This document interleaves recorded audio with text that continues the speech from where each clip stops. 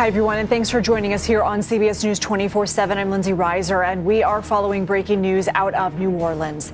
At least 10 people are dead and dozens more injured after city officials say a man intentionally drove a pickup truck into a crowd of people. This happened on the world-famous Bourbon Street overnight as people were celebrating the new year. It was around 3:15 in the morning local time. Officials say the man drove around barricades and hurtled down the street in very intentional behavior before opening fire on police officers. 2 officers were hit by gunfire. They are in stable condition in the hospital. CBS News has learned the suspect is dead, shot and killed by police. Now, officials say a long gun was recovered from the scene, and according to an investigative reporter with our affiliate WWL, it had a silencer, or more specifically, a suppressive device attached to it. Several potential explosive devices were also recovered near the scene and are being analyzed. The FBI is investigating this as a terrorist attack, and 2 sources familiar with the investigation tell CBS News the deceased suspect was wearing body armor. The truck that plowed through that crowd appeared to be flying a large black flag from the rear bumper, according to CBS News reviews of images. And law enforcement sources tell CBS News that investigators are looking into whether the flag is an ISIS flag or possibly tied to another foreign terror organization. Anna Schechter joins us now in Studio 57. She's a senior coordinating producer for our CBS News Crime and Public Safety Unit. What is the latest you're learning about the suspect? The latest we can report the name of the suspect that investigators have homed in on. His name is Shamsud Din-Jabbar, 42 years old, a U.S. citizen, resident of Texas. There are previous criminal record, including theft and driving with a suspended license. So we're starting to piece together the profile of the man who carried out this attack at this time. So chilling. It does appear that this person took some time to prepare for this, prepared the vehicle. It looks like there was a flag. Investigators are saying they're investigating whether it's an ISIS flag or possibly another terror group, foreign terror group's flag. Did this vehicle belong to the suspect? It seems the vehicle was obtained through like a ride-share app program in Texas. So it was like a rented vehicle. So that's what we know at this time. Joined now by CNN senior justice correspondent Evan Perez, who is here with me. Evan, there's some significant new details you've been reporting out about the suspect. What do we know? Well, we know now that, perhaps some of the explanation of why the FBI very quickly started treating this as a terrorism investigation. One of the things they found at the scene was an ISIS flag that is believed to have been with the suspect. And so, again, that's one of the key factors here in treating this as a federal terrorism investigation. The other thing that went to this determination by the FBI was finding IEDs inside an ice chest inside the truck. Again, that's one of the reasons why we heard a couple of booms where the bomb squads was essentially detonating to make sure that the devices were rendered safe, to make the scene safe for investigators to be able to do their work. Now, again, one of the things that they're still working on is to figure out whether anyone else might have been associated with this person. They know a lot about this person. They know he's a U.S. citizen. They know that there are some links in Texas. We don't know exactly at this point whether he was still living in Texas or just perhaps moved from there. Again, all of that is still under this investigation. We also know that the vehicle, Phil, was owned by someone else. It was rented through an app where people put their private vehicles up for rental. It's very common nowadays for people to do that. And so one of the things we did was we went to the person who owned the vehicle. That person is still alive, clearly. So it's not the person who was behind the wheel at the time of this incident. All right, all praise to our Heavenly Father, the Most High Yah, in the name of our Lord and Savior. Some of y'all say Yahushua, some of y'all say Yahweh, some of y'all say Jesus. All right, so as you can see, the breaking news coming out of New Orleans, that on New Year's Eve going into the new year, they're, that this terrorist, what they're describing as a terrorist, took a truck and ran through a crowd of people. And as the last of I've heard, as the time of I'm doing this recording, 15 are now confirmed to be deceased, and 25 wounded, from the latest that I've just heard as of shooting this video. Now, what I want you to all understand, is We talked about this, when we did the video, where Candace Owens would talk to, the Navy sailor, whose ship was attacked. And for those of you who haven't watched it, you can watch that video here.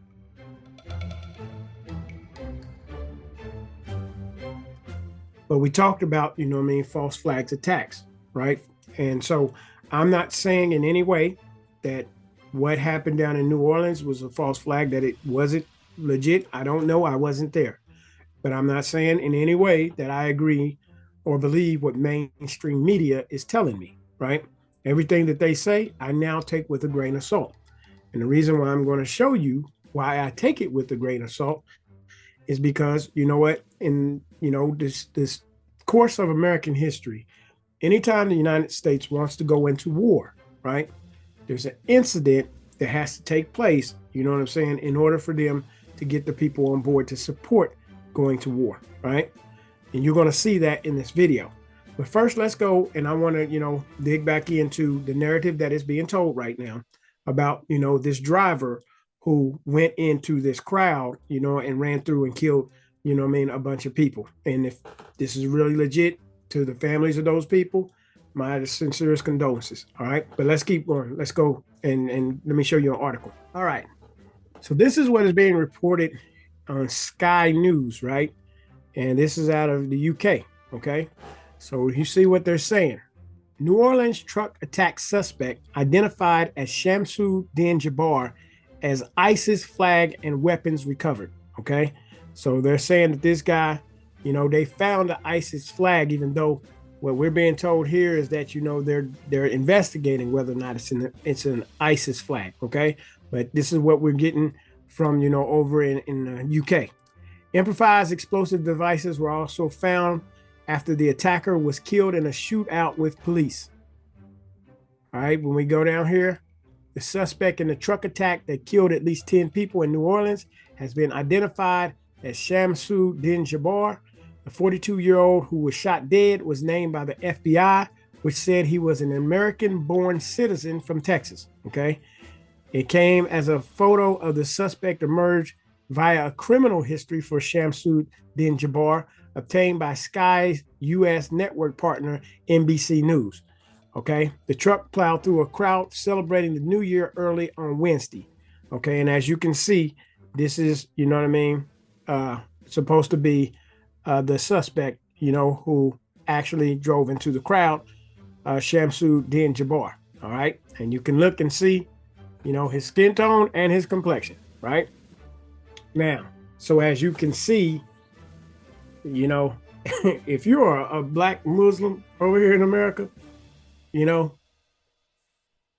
I'm just saying, right? You see a lot of the Arabs that we see, in this Islamic State and everything that they always show you in media. Most of them are not that complexion. Most of them are not that dark, right? Most of the people in the Middle East, they don't show them to be that dark. But now, when it's a terrorist attack on U.S. soil, it's a person, with a deeper shade of hue, right? So anyway, what I'm just saying is that, what I'm saying? Y'all black Muslims, what I'm saying? Y'all might want to be making sure that you got alibis to where you are, because, what I'm saying? As you can see with this, I'm not saying that the man didn't do it, but I'm just saying this. Listen, they saying that he rented that truck through somebody else, through one of these apps. So the person who he rented the truck from, they're not naming him, and there's no investigation to the person who rented this truck. But this guy, rented the truck, drove all over the country, drove from Texas, I guess, to New Orleans, and then slapped the ISIS flag on the back and then drove through the crowd, right? But he conveniently drove through the crowd, because they was moving barriers, that are normally there. They moved the barriers. So he caught them right at the right time because they're moving barriers, preparing for the Super Bowl, right? What do we know about the barricades? You had spoken with a local official about a project that was being undertaken ahead of the Super Bowl in February. That's right. They were right in the middle of a transition period to better protect, ironically, pedestrians on Bourbon Street. They were switching over to stainless steel, what they call as bollards, kind of barricades that allow for people to walk through them, but they could also be removed when the street is opened for traffic. So overnight, and we're still trying to pin down the details exactly what was going on there. But what officials say is that he was able to drive around the temporary barricades that were put in place because the old ones were removed. This was a project that began in November and was supposed to be completed in February, just in time for the Super Bowl when they were expecting more crowds there. So that is certainly an area of investigation. And did the suspect exploit this potential weakness in the system, and might more lives have been saved had there been larger and more stable structures in place? So, which the Super Bowl was supposed to be there, sometime in February. So he somehow knew to go from Texas to New Orleans and drive that truck through barrier-less, streets, because they happen to be doing some moving around because they're preparing for the upcoming Super Bowl, right? Okay. But that's the narrative that they're telling you. All right. So what I'm saying in this video is that America wants to go to war, right? Remember what the Bible tells us: wars and rumors of war. Okay. So the history that they have. Next, I want to show y'all this guy, Patrick Clausen, okay? He's an economist, and he did this, at the Washington Institute. And this clip is taken, I think, from around 2011, somewhere around in there. But you see, these people have been wanting to go to war with Iran for years, all right? So now let me show you this clip, and I want you to listen to what Mr. Clausen says.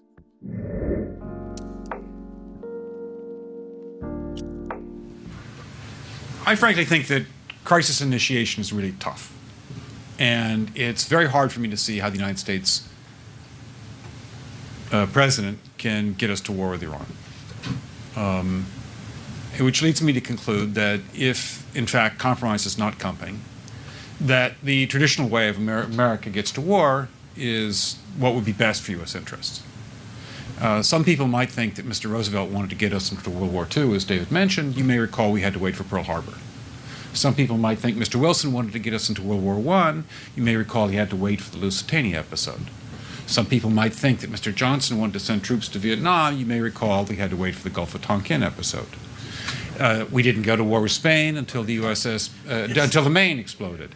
And may I point out that Mr. Lincoln did not feel he could call out the Federal Army until Fort Sumter was attacked, which is why he ordered the commander at Fort Sumter to do exactly that thing which the South Carolinians had said would cause an attack. So if, in fact, the Iranians aren't going to compromise, it would be best if somebody else started the war. But I would just like to suggest that one can combine other means of pressure with sanctions. I mentioned that explosion on August 17th. We could step up the pressure. I mean, look, people, Iranian submarines periodically go down. Someday one of them might not come up. Who would know why? We can do a variety of things if we wish to increase the pressure. I'm not advocating that, but I'm just suggesting that this is not a either-or proposition. It's just sanctions has to succeed or other things. We are in the game of using covert means against the Iranians. We could get nastier at that. So you heard it yourself, right? Covert means. We can use covert means. And I'm going to go get your definition for covert for those of you who don't understand, right? But he also said, you know what I mean? Iranian submarine can go down and not come back up. You know, he also said, you know what? If we want to go to war with them and sanctions ain't working, we can do some other means, Before we got into World War I, some things had to happen. Before we got into World War II, some things had to happen, right? Before the Civil War, Fort Sumter needed to be attacked. Some things had to happen. So what does that tell you, right? It tells you that these people know, you know what I'm saying, they will go and do some things in order to get people on board to go to war, right? Now, let's go get a definition for covert. All right, as you can see, covert, not openly acknowledged or displayed, all right?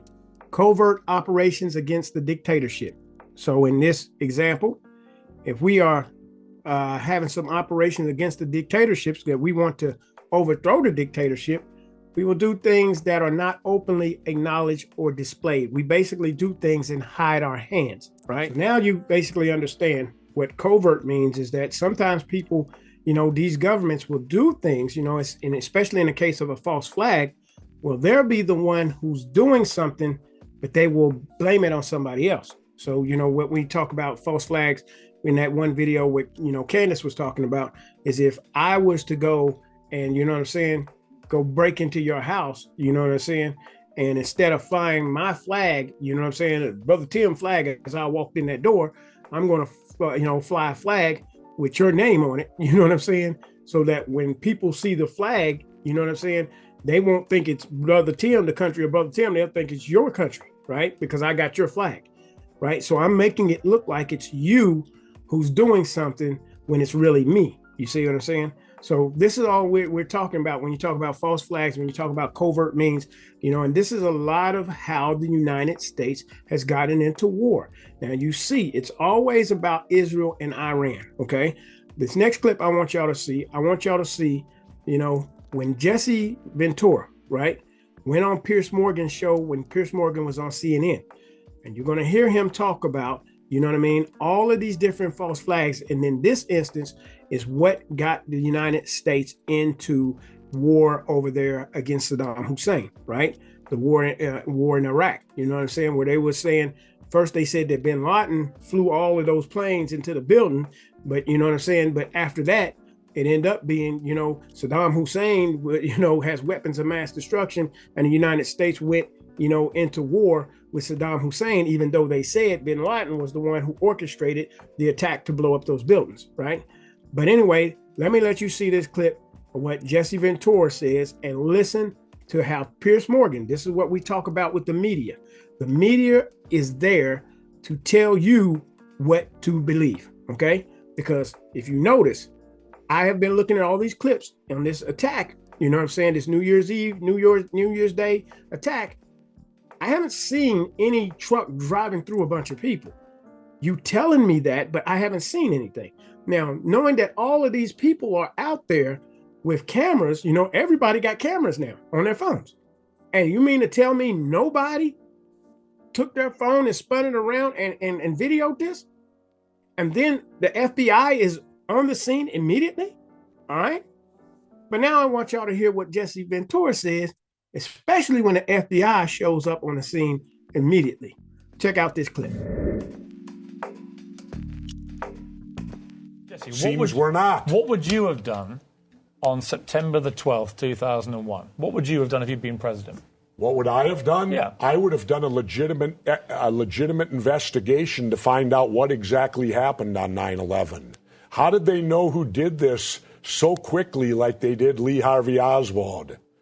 How quick they knew Lee Harvey Oswald killed Kennedy. Because the people who did it were identified and we knew who they were. Well, then why couldn't we have stopped them beforehand if they were identified and we knew who they were? It was a failure of intelligence. Everyone's accepted that. No, it wasn't. We knew before with Condoleezza Rice's memo on August 6th when it stated right in the memo, bin Laden to steal planes and run them into buildings. And more stuff is coming out now also, how much the Bush administration ignored the intelligence. It was almost like they ignored it because they wanted it to happen. Oh, come off it, Jesse. No, not oh, come off it. Wait a minute. No. Every war fought starts with a false flag operation. You can't. Every war fought starts with a false flag operation. You can't, in all seriousness, sit there and try and make out anybody. Okay, let me ask you this, Piers. Wait a minute. Let me ask you something. How much studying have you actually done of 9/11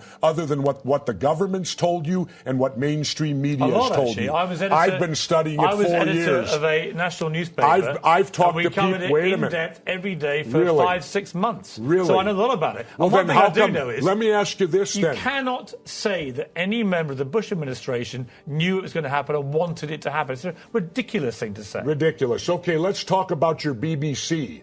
I have a tape of a BBC reporter broadcasting directly back to England talking about a third building has collapsed. World Trade Center Building 7 talks for 7 minutes. All the while she's talking, World Trade Center Building 7 is still standing right behind her. It didn't fall for another half hour, yet they were doing a pre-broadcast back to England that, yes, it's true, you need to that take a this break building fell and it hadn't fallen yet. If you're trying to make out the British Broadcasting Company, one of the most respected news organisations in the world, was inventing huge buildings falling over, you need to have a break, Jesse. We'll come back after the break and we'll talk about Israel and Iran. Are you kidding me? This is a fact, my friend. In that, he shows you that he tells you about World Trade Center number 7, which was a building that didn't get hit by a plane. You know, a lot of people wasn't even aware that 3 buildings fell on that day, right? 2, they said that was hit by a plane. The third one didn't even get hit by a plane. And it came down, right? And what Jesse Ventura was talking about, you know, that Piers Morgan tried to shut him down, was that the BBC had reported that the World Trade Center number 7 had already collapsed before it collapsed, right? So here's another video that I want y'all to see that is what Jesse Ventura was talking about in that clip that I just showed you. Now watch this clip. New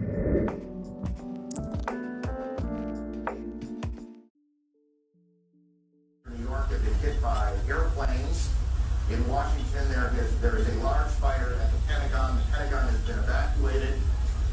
And there, as you can see, perhaps the second tower, the front tower, the top portion of which is collapsing. Because everybody, once you have seen Building 7, there is no way back. You can cheat on yourself, and you can try to suppress it, but you cannot. You have seen it, and then there's no way back. It's not very healthy, you know, to lie to yourself and say, no, I didn't see that. But many people do, because it's simply too painful.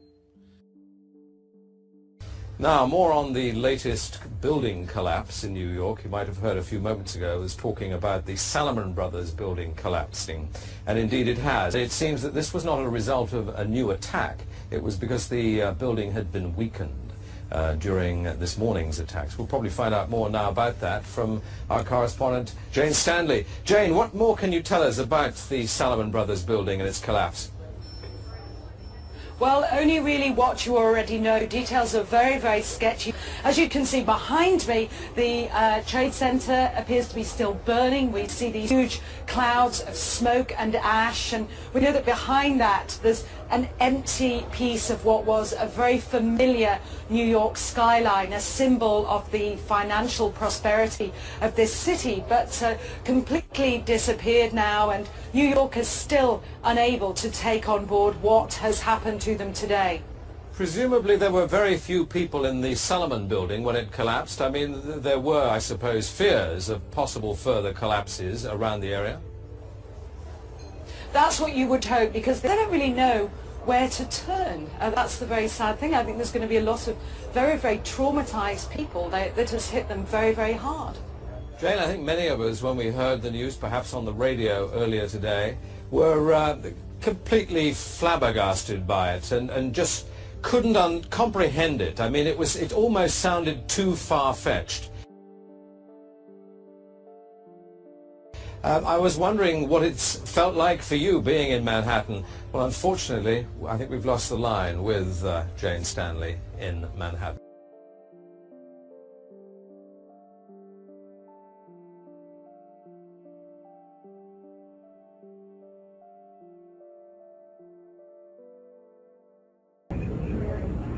Now, here we're going to show you a videotape of the collapse itself. Describe that. Now we go to videotape, the collapse of this building.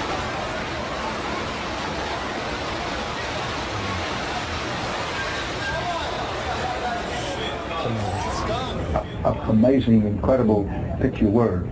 Too far-fetched. For the third time today, it's reminiscent of those pictures we've all seen too much on television before, when a building was deliberately destroyed by well-placed dynamite to knock it down.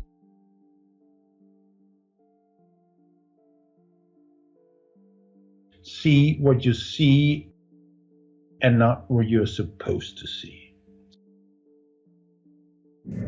All right, so you see for yourself, right? You know, he can't. You know, they can't deny that they did that. You know what I'm saying? Then, you know, after, you know, the building, you know, it hadn't fallen and they had already, you know, announced it. Then all of a sudden they scratched their feet and said, you know, oh well, we lost the link, you know, all this type of stuff. And that woman, everybody was questioning her and all kinds of stuff behind that, right? But you know what I mean? This is where they really got into this whole thing about the conspiracy theorists. Anybody who questions the narrative of what they tell you on TV, you see what I'm saying? Or what you are being told via the mainstream media, you see? So that's why I said, you know, even in all of these instances, when you see things like this, you got to have a critical eye. Don't just watch that television and accept what they're telling you, right? Because they show you the picture of all these cop cars and all these ambulances down there, whatever.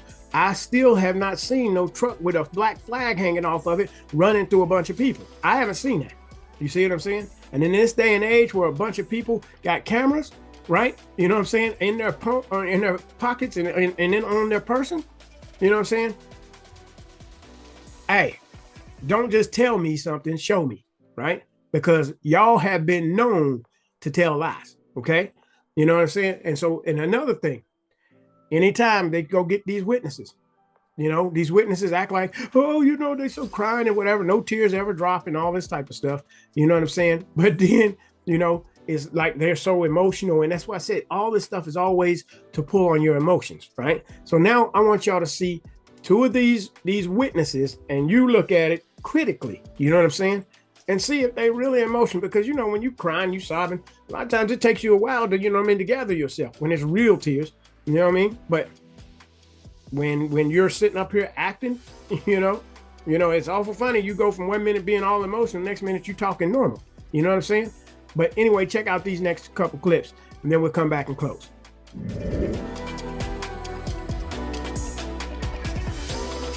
And our News Nation affiliate in New Orleans spoke with eyewitnesses.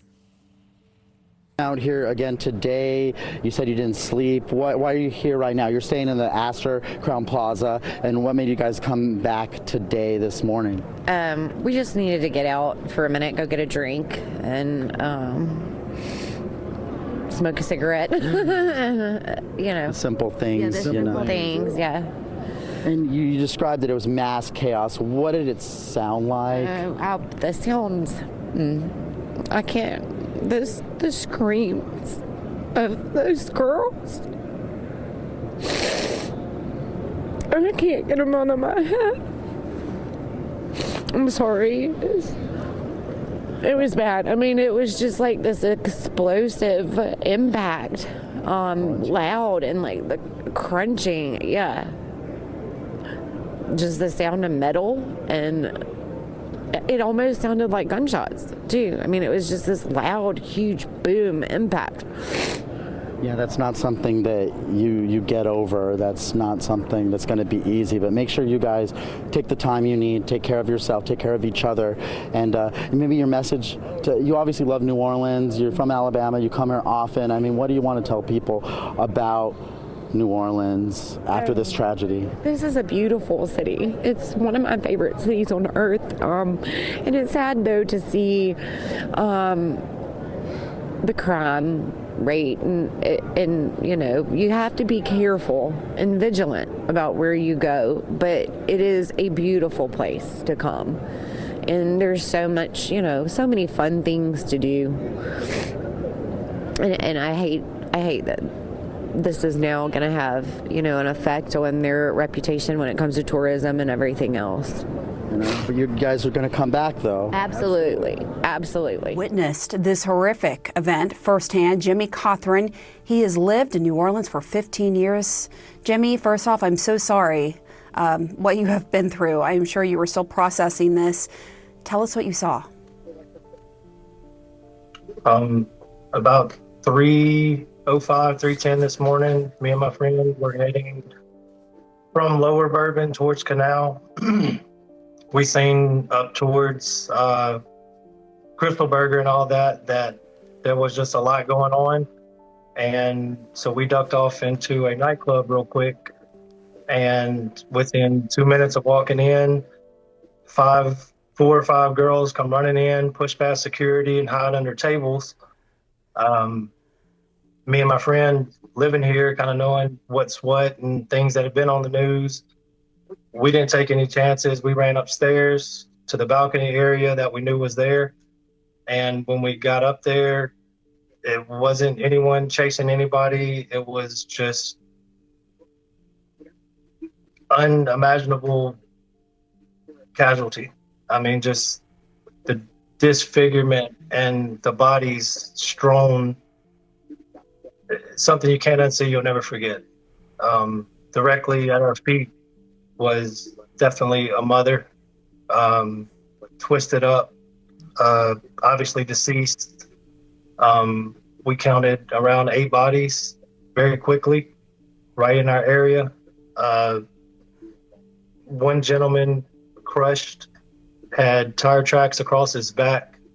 Once they rolled him over, he had tire tracks on his front. He was completely crushed. Another girl, young, small girl, was dancing when we were coming up the street, and she was just completely flat in the middle, dead center middle. Another woman just brutally run over, but still agonizing. I'm certified in CPR and first responder training, and they wouldn't let us help. They locked us all inside, which is understandable, but nobody else was helping. So that was even tougher. But just the fact that these people are somebody's people, and they're not going to be there this morning, it's rough. I'm just speechless. What you just described, I'm speechless. I am so sorry that you had to see that. So, y'all be the judge of it yourself, right? You know, all I'm saying to you is watch the news with a critical eye, right? Even in this video, when you go to commenting on this video, understand what you're doing, you know, in situations like this, right?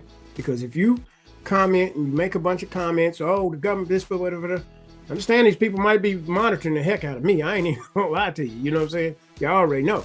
So the bottom line is, I prefer most of you just go ahead, click like on a video or whatever, so that will help the algorithm. But I don't want you saying too much controversial stuff or whatever, because these people are watching, and all they may do is put you on a list, and they're gonna be watching you, right? You see what I'm saying? So I'm just letting you know, understand what you're doing before you do it. Don't just go on here in the comment section speaking loosely, you know what I'm saying, if you're not willing to deal with the repercussions. As the Bible says, count up the cost, right? You count up the cost. I count up the cost when I go and do a video like this. You know what I'm saying? I know these people may not like me. I know they probably got me on the list and watching everything else. I don't give a crap. Why? Because I know greater is he that's in me than he that's in the world. You know what I'm saying? Ain't nothing happening to me. You know what I'm saying? Until the Most High says it's time for me to come on home. You see? So this is what you got to understand with this stuff. And this is what you have to understand. Everything that you see on this TV ain't always what it is, right? You look at it from a critical eye with critical thinking, you know what I'm saying, as to, what these people, are trying, the message that they're trying to convey, right? Because what I think is, basically, they are setting this stage, saying that there's sleeper cells, Islamic sleeper cells within the United States of America. And anytime they go to do anything, they're going to blame it on a terrorist, you know what I'm saying? And say that we got, and that's why they've been telling all these people, oh, they're coming across the border and we don't know who's coming across the border and all this type of stuff. You know what I mean? And they're basically been telling you that for the last 4 to 8 years. So now all of a sudden, if we get all these, attacks and Islamic State, whatever, oh, Iran has sleeper cells here, and they can blow up buildings and blow up everything else, and they could always blame it on them and say it was one of the sleeper cells, right? So this is just a narrative, and this is what it is. And that's why I said, if you understand what's going on, you be careful about going into public places, you know what I'm saying, with large gatherings, large crowds and stuff like that. You pray and you talk to the Most High before you just go venturing out, because, you know what I'm saying, these people might do anything now in order to get to war, all right? So with that, I thank y'all for watching, you know what I'm saying. Try to make this a quick video, you know what I'm saying. Y'all know me. Sometimes I get a little long-winded, but it is what it is. Y'all have a blessed, wonderful day. Thanks for watching, you know what I'm saying. Until we meet again, shalom.